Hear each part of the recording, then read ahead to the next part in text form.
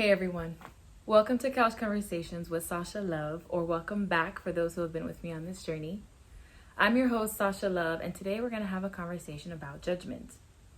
However, right before we go into that, I wanted to share with you guys that I now have a podcast that is now up and running with an episode every week, and it's also called Couch Conversations with Sasha Love. On that platform, which you can find on Spotify or Anchor, we will have more in-depth conversations about topics that I share on YouTube. And it's a longer conversation where we can dive deeper and talk more about examples, experiences, and even have guests kind of share their own experiences with different topics we'll explore here. So feel free to check it out. Feel free to subscribe and share it with those who you think will find it very, very beneficial. Okay? And without further ado, let's go ahead and get started in our topic today, which is judgment. Pop your melanin, girlfriend. Pop your melanin. Pop your melanin, girlfriend. Pop your melanin. Girl, you black. And you beautiful. Girl, you black. So we've all heard the phrase, no judgment zone. Or, I'ma do me. I don't care who judges. Who am I to judge? I can't judge. Who are you to judge? Regardless of the version of the story that you have heard, or the version of this line that you've heard, read, or even said yourself, the message is very clear. Do not judge. And that's real. But I think that statement is said not because judgment itself is bad. I think that statement is said because judgment is often used to justify hurting other people. Let's take it back a few steps. Judgment. Judgment is a tool. Judgment is a tool that we use subconsciously every day and is often the basis from which we make certain decisions. Why to leave somebody or why to stay in a relationship. Why should we keep certain habits? Why we should let certain habits go. Why should I make this plan for the future versus this plan? Regardless of what decision we're making, we often make a list of why this decision will be beneficial and why this list will be harmful. And based on how we observe the pros and the cons, or the benefits and the harm of a certain decision, based on that judgment we make, from that list, we go forward and make a decision.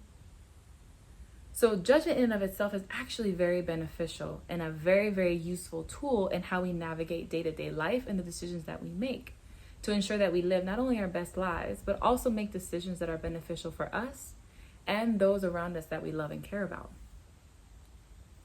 So then how does a tool that's used for good, that we often use subconsciously, how is that tool used for harm?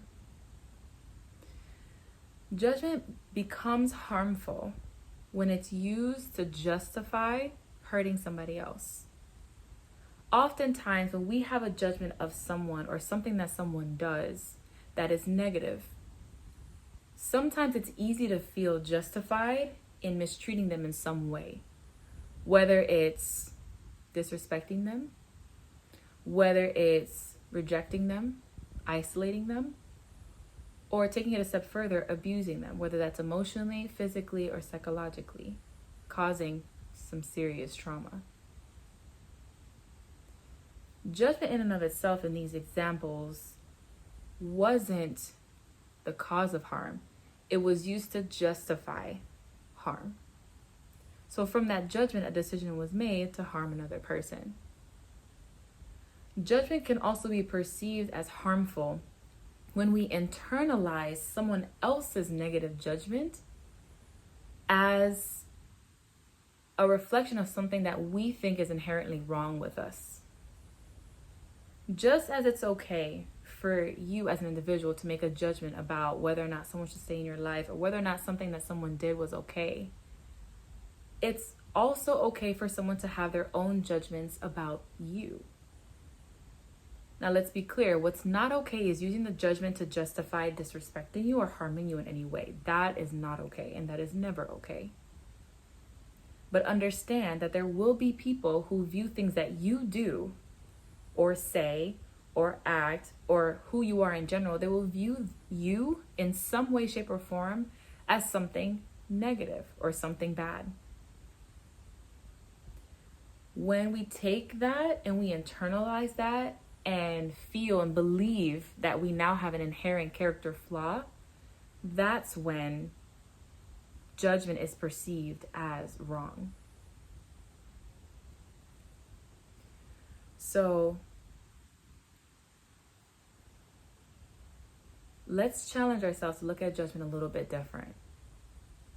Judgment in and of itself is a tool.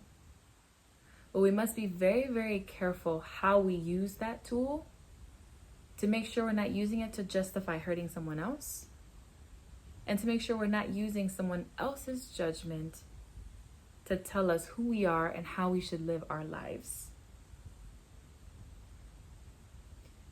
If that is something that we do, however, if we are using judgment to hurt someone else, oftentimes that is reflective of something that we may need to work on the inside. Whether it's our own insecurities, whether it's our need for control, whether it's our own hurt and disappointment, whether it's our own failures or shortcomings. Those are the things we often need to work on, so that way we are less likely and we are more aware of when we use judgment to justify hurting someone else. Those are also the same things we also need to work on, or rather I should say that is also true for when we internalize other people's judgment and use that to distort who we are or our perception of who we are. When external judgments have that much weight, have that much power, it's often indicative of some work that we also need to do within ourselves, whether it's in our self-esteem, whether it's our insecurities, whether it's our own traumas, or whether it's our own distorted perception and reality of who we are and who God called us to be. So, judgment. Again, judgment is a tool, but how we use that tool is what can cause harm to others and to ourselves. If you find this video helpful, feel free to like and subscribe, and also share it with someone that you think will find it beneficial. I'll also dive deeper about this topic a little bit more on my podcast, where we can talk more about this idea of judgment, where it could come from, and how we can move forward from this idea that judgment inherently is bad. And as always, I'd love to hear from you guys, so feel free to comment, feel free to send me a message either on Instagram or through email, or connect with me personally if you have my information already. Until the next time we meet again, stay well.